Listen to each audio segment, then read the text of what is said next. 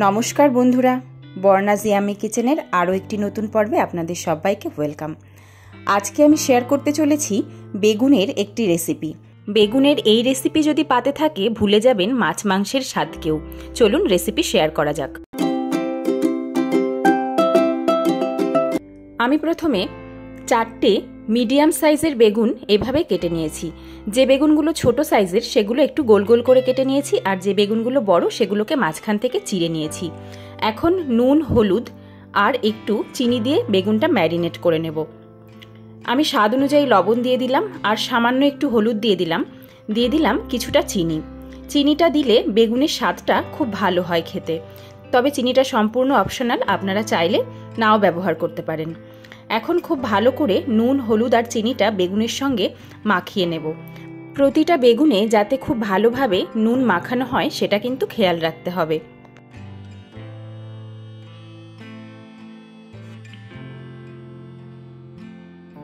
আমার সবকটা বেগুনে মাখানো হয়ে গেছে।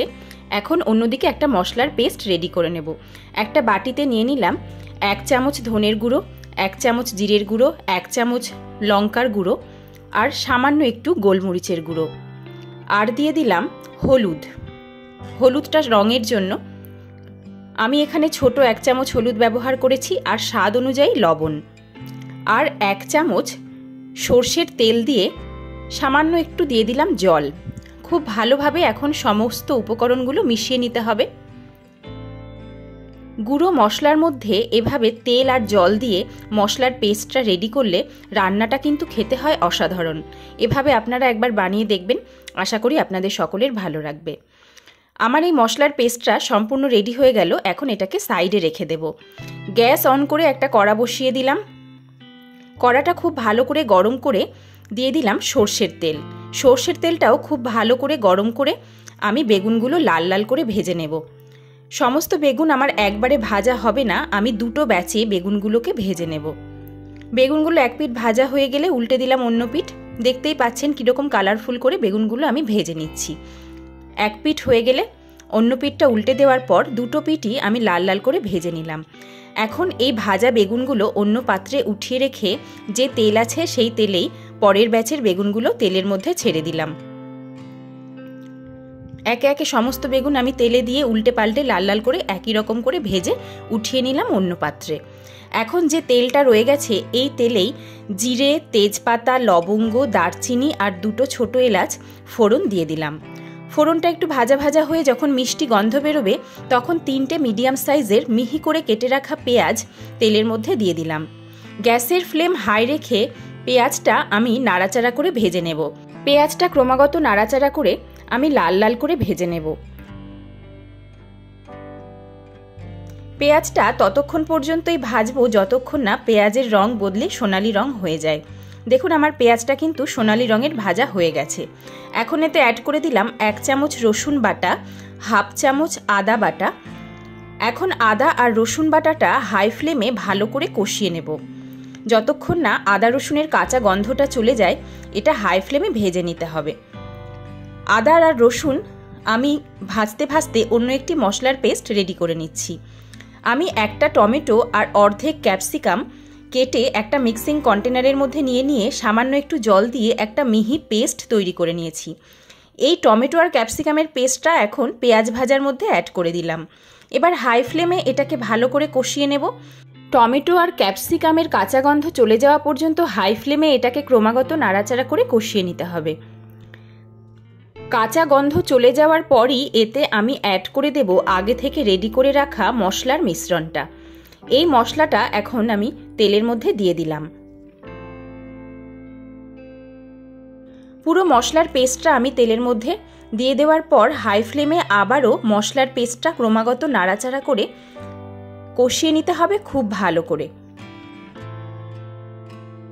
যতক্ষণ না মশলাটা একদম ড্রাই হয়ে যায় আর তেল রিলিজ হয় ততক্ষণ পর্যন্ত হাই ফ্লেমে মশলাটা ক্রমাগত নাড়াচাড়া করে আমি কষিয়ে নিয়েছি।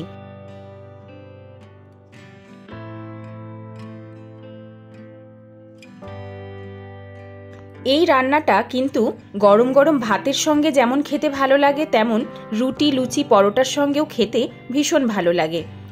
স্বাদের ব্যালেন্সের জন্য আমি দিয়ে দিলাম কিছুটা পরিমাণ চিনি, আর দিয়ে দিলাম ছোট চামচের হাফ চামচ শাহি গরম মশলার গুঁড়ো। গরম মশলার গুঁড়োটা আমি এখন ব্যবহার করেছি কারণ বেগুন দেওয়ার পর গরম মশলাটার গুঁড়ো দিয়ে আমি খুব ভালো করে নাড়াচাড়া করতে পারবো না, তাহলে বেগুনগুলো একদম ঘেটে যাবে। সেই কারণে আগে গরম মশলাটা দিয়ে খুব ভালো করে নাড়াচাড়া করে মশলাটা খুব ভালো করেই কষিয়ে নিলাম। দেখুন সম্পূর্ণ তেল আর মশলা কিন্তু আলাদা হয়ে গেছে, একটুও জল কিন্তু মশলাতে নেই। এই পর্যায়ে ঝোলের প্রয়োজন অনুযায়ী এখানে জল অ্যাড করে দিতে হবে। আমি বেশ কিছুটা পরিমাণ জল দিয়ে দিলাম, তবে এটা কিন্তু একদম পাতলা ঝোল হবে না, কিছুটা ঘন হবে, সেই রকম আন্দাজ বুঝে জলটা দিতে হবে। বেগুন কিন্তু অলরেডি ভাজা আছে, এখানে সেদ্ধ হওয়ার কোনো ব্যাপার নেই। ঝোলটা যখন ফুটে উঠবে সেই পর্যায়ে ভেজে রাখা বেগুনগুলো আস্তে আস্তে ঝোলের মধ্যে দিয়ে দিতে হবে। আমি একে একে সমস্ত ভাজা বেগুনগুলো ঝোলের মধ্যে দিয়ে দিলাম।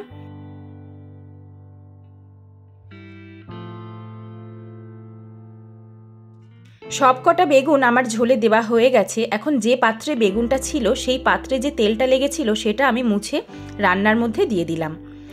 এবার বেগুনের সঙ্গে মশলার মিশ্রণটা খুব ভালো করে মিশিয়ে দিতে হবে, আর গ্যাসের ফ্লেম হাই করে ফুটিয়ে নেব 1 থেকে 2 মিনিট।